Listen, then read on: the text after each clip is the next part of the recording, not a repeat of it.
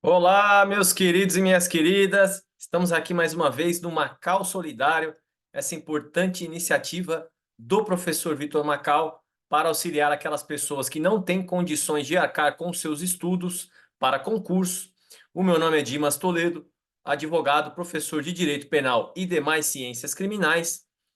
Vamos para mais uma aula de Direito Penal. Não antes, meus caros, aqui ó, apresentando para vocês mais uma vez o professor Vitor, aqui uma das nossas plataformas.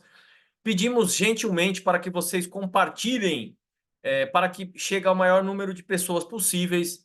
E vamos lá para a aula de hoje, para uma aula acerca de disposições. Para a aula, nossa aula de hoje vai tratar de disposições acerca da aplicação da lei penal, artigo 8º ao artigo 12º. Antes de nós avançarmos nos artigos objeto de estudo da nossa aula, meus queridos, nós precisamos revisar um princípio importante, princípio do direito penal e também princípio constitucional, tá? Que é o princípio do ne bis in idem e non bis in idem, né? Alguns autores, alguns estudiosos falam ne bis in idem e outros falam non bis in idem. Então, é uma derivação, tanto faz. O que ele significa? É o princípio da proibição da dupla punição pelo mesmo fato. Inclusive, tem decisões judiciais que entendem que ele se aplica até fora da área penal. Mas é um princípio de largo conhecimento, e larga tradição na área penal. Como nós falamos, é um princípio constitucional, porém ele é um princípio constitucional, meus queridos, implícito, tá? Ele não é um princípio expresso, ele não está ali escrito na Constituição Federal, beleza? Tá, professor, mas o que autoriza os juristas, os estudiosos, a entenderem que esse princípio decorre da Constituição, então, né? Que os princípios constitucionais, ainda que não expressos, eles estão ali presentes, que eles decorrem, eles são consequência de demais princípios ou fundamentos da Constituição. Para alguns autores, pessoal, olha só, esse princípio decorre da dignidade da pessoa humana. No Brasil, muitas pessoas, muitos estudiosos, usam o termo princípio da dignidade da pessoa humana. Porém, pessoal, na verdade, a dignidade da pessoa humana no Brasil é um fundamento da República, beleza? Tá lá, ó, no inciso terceiro do artigo 1º da Constituição Federal. Aquele artigo fala que a República Federativa do Brasil é composta dos seus estados, aliás, fala, é formada pela união indissolúvel dos estados, municípios e Distrito Federal, constitui-se em Estado democrático de direito e tem como fundamentos. Portanto, esse Estado democrático, essa República, a República Brasileira, ela é um Estado democrático de direito e ela tem como fundamentos a soberania, a cidadania, no inciso terceiro, a dignidade da pessoa humana, inciso quarto, os valores sociais do trabalho e da livre iniciativa, e inciso quinto, o pluralismo político. Portanto, pessoal, para a gente compreender a importância da dignidade da pessoa humana, a gente precisa mentalizar, né, procurar visualizar mentalmente que a estrutura de algo é o que faz aquela coisa estar em pé, aquela coisa ser o que é. Sem a sua estrutura, sem, por exemplo, que a sua coluna vertebral, você não conseguiria se sustentar. Então, sem a estrutura de algo, aquela coisa ela não pode existir. Por isso que os fundamentos são até mais importantes que os princípios. Então, primeira coisa, ela existe e depois ela tem os seus fundamentos, seus objetivos, suas buscas.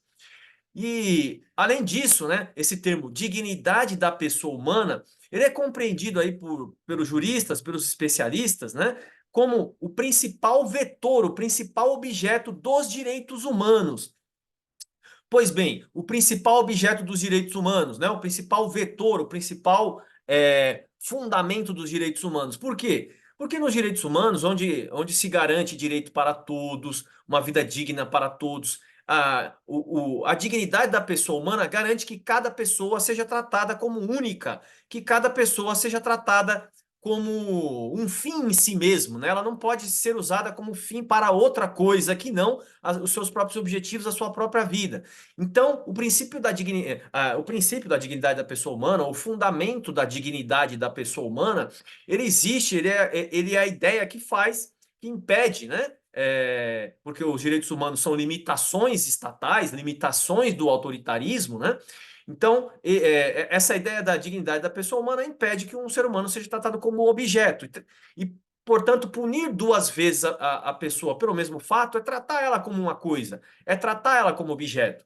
Então, muitos estudiosos entendem que o princípio do ne bis in idem decorre do fundamento da República Federativa do Brasil, que está lá no inciso terceiro, entre os outros fundamentos, o fundamento do respeito à dignidade da pessoa humana. Muito bem, né?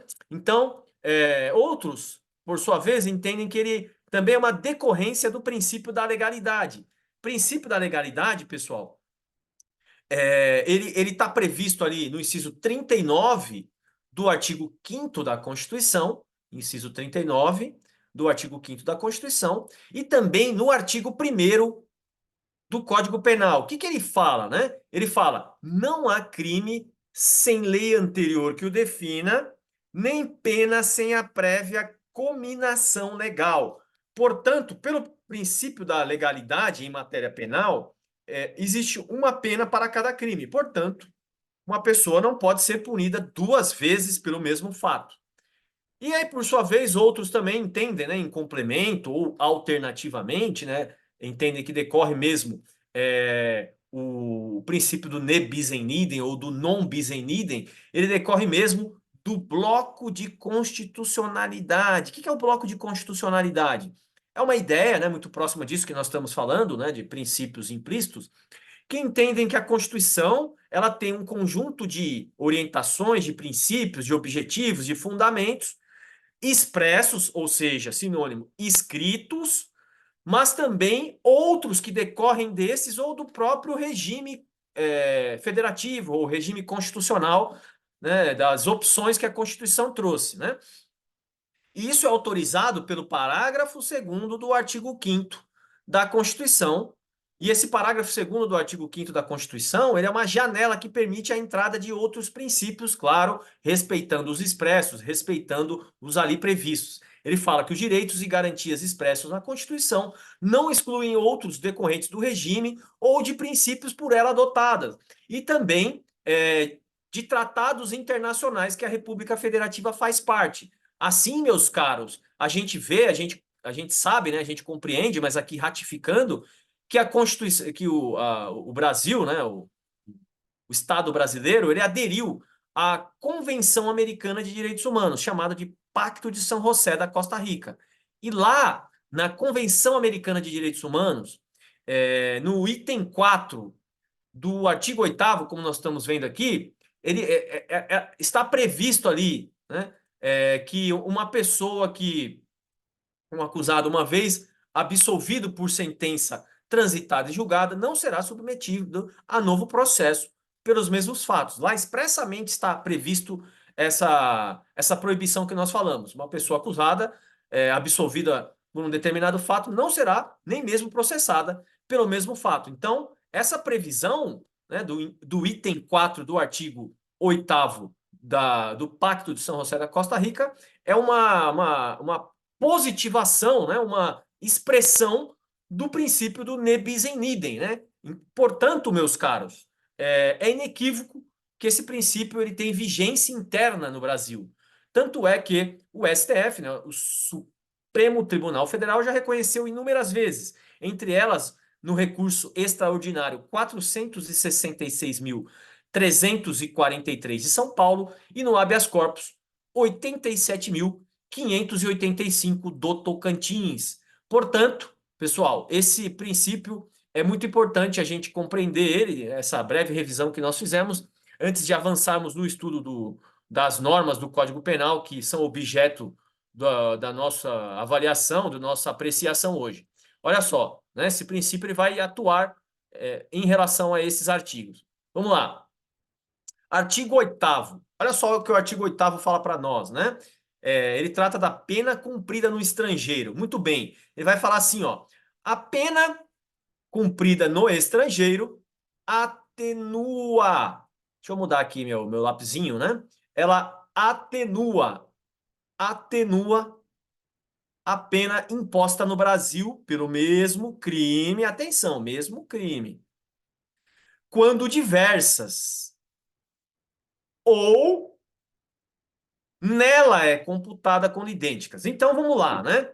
Vamos supor que um cidadão, uma pessoa qualquer, foi condenada lá no estrangeiro por um crime, por furto, a 1 ano de prisão, 1 ano de pena privativa de liberdade. E lá ele cumpriu 1 ano. Ele cumpriu 1 ano, no nosso exemplo. E aí ele foi julgado novamente no Brasil pelo mesmo crime, como tá ali, e foi condenado a 5 anos. Então, olha só, vai ficar assim, ó, no estrangeiro, lá no exterior, né? Exterior. E no Brasil ele também foi julgado pelo mesmo crime. Beleza? E como vai ficar o cumprimento? Vamos ver aqui, né? Para a gente compreender bem. Ó, no Brasil, cumprimento de pena no Brasil. Muito bem, olha só. E aí, meus queridos, como nós falamos, né? No exterior, ele foi condenado a 1 ano e cumpriu 1 ano. Beleza? Cumpriu 1 ano. No Brasil, ele foi condenado, vamos lá, né? A 3 anos. Nossa, professor, que diferença.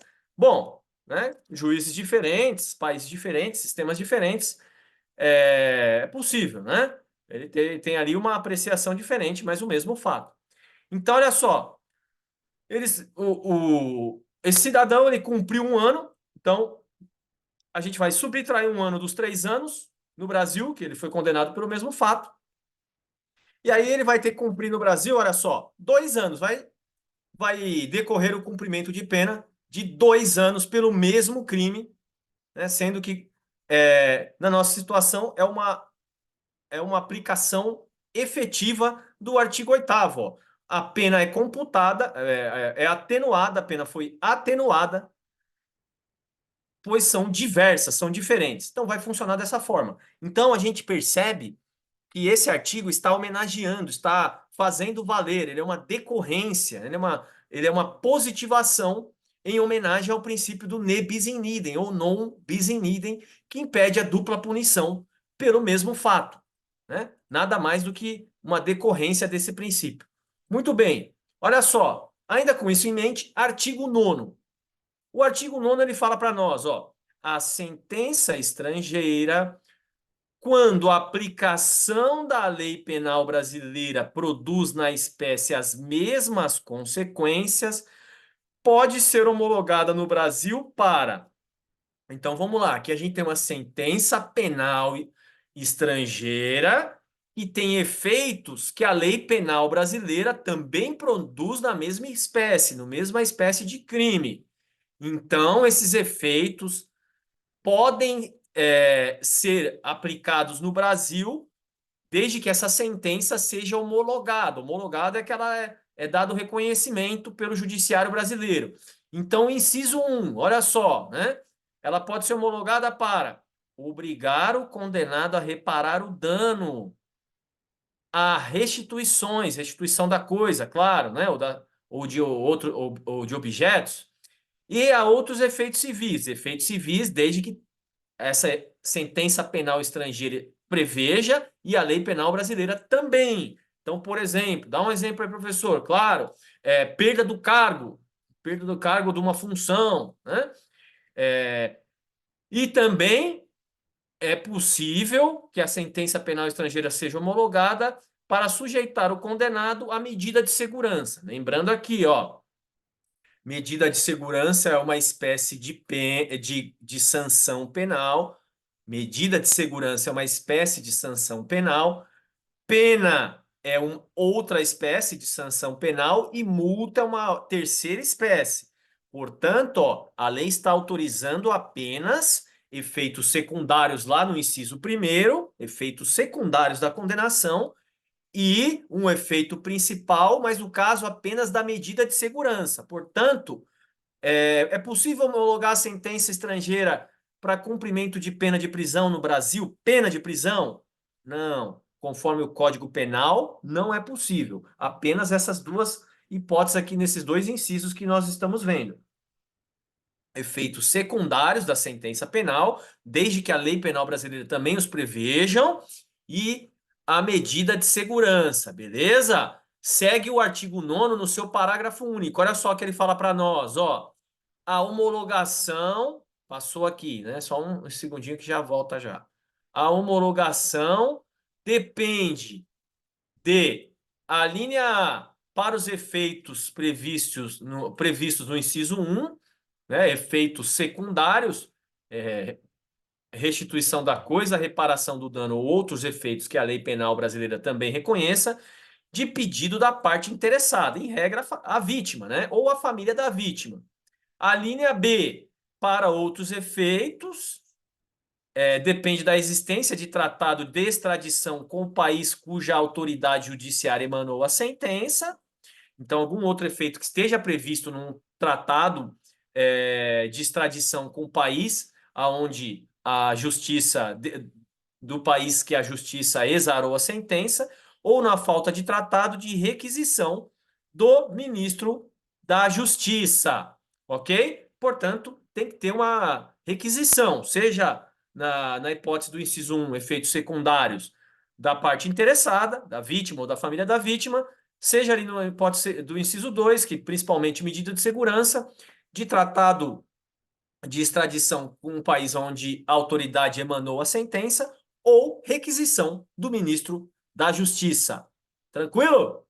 Olha só, é importante também a gente ficar sabendo em relação a essa questão da sentença estrangeira, que o órgão competente é o Superior Tribunal de Justiça, conforme a linha I do inciso 1 do artigo 105 da Constituição. Beleza? Lá ele fala, prevê que compete ao Superior Tribunal de Justiça, STJ, processar e julgar originariamente a homologação de sentenças estrangeiras. Tranquilo? Antes da emenda constitucional 45 de 2004, era o STF. Agora, a partir dessa emenda constitucional, é o STJ. Beleza? Avançando. Agora a gente vai estudar, ó, contagem de prazo. Pessoal, contagem de prazo penal, sinônimo de contagem de prazo material, é diferente de contagem de prazo processual. Beleza? São formas diferentes aí, regidos pela sua lei. Os prazos penais são contados conforme a gente está vendo aqui o artigo 10º, e os prazos processuais lá no Código de Processo Penal. Então, vamos ver aqui o que o artigo 10º fala para nós. Ó. O dia do começo do prazo inclui-se no cômputo deste prazo. Portanto, conta-se o dia do início do prazo e, consequentemente, exclui o último dia. E aí a segunda parte, ó, contam-se os dias, os meses e os anos pelo calendário comum. Aqui é sinônimo de calendário gregoriano. O que quer dizer aqui é que, na verdade, independentemente de quantos dias tem um mês, a gente conta um mês quando é cumprida uma pena ou um prazo, cumpriu um mês. Ok, já vai para o outro mês. Independente da quantidade de dias nesses meses e também a quantidade de dias nos anos, seja um ano bissexto ou não. E como vai funcionar isso? Ó, vamos pensar o seguinte, ó. Vamos pensar que uma pessoa foi condenada por injúria, né? O crime de injúria, lá no Código Penal, artigo 140 do Código Penal, ele prevê a pena, ele prevê uma pena de pena mínima de um mês, né? Corte.